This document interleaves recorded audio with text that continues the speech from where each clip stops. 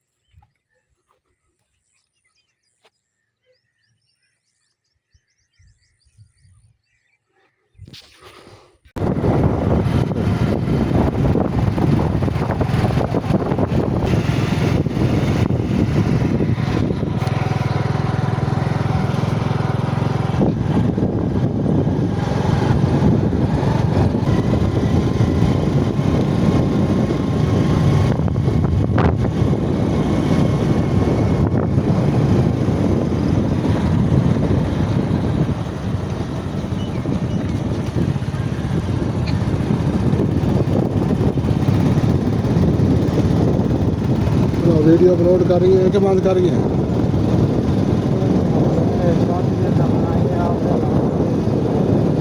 शादी के जरूर आहो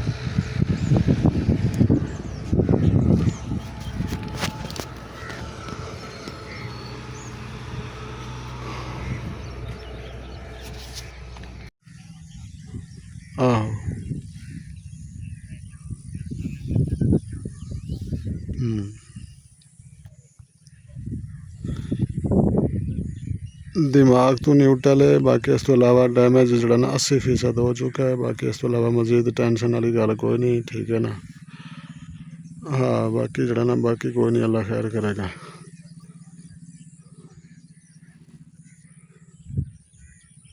हाँ सही नहीं, औरत अगर खुद जड़े ना वो ना भी आए तो औरत जड़े ना खुद बुला लवे तो फिर आप की करांगे। ਗੱਲ ਤਾਂ ਹੈ ਨਾ, ਉਹ ਨਾ ਵੀ ਆਵੇ ਤਾਂ ਔਰਤ ਦਿਲ ਕਰੇ ਤਾਂ ਖੁਦ ਵੀ ਰਾਬਤਾ ਕਰ ਸਕਦੀ।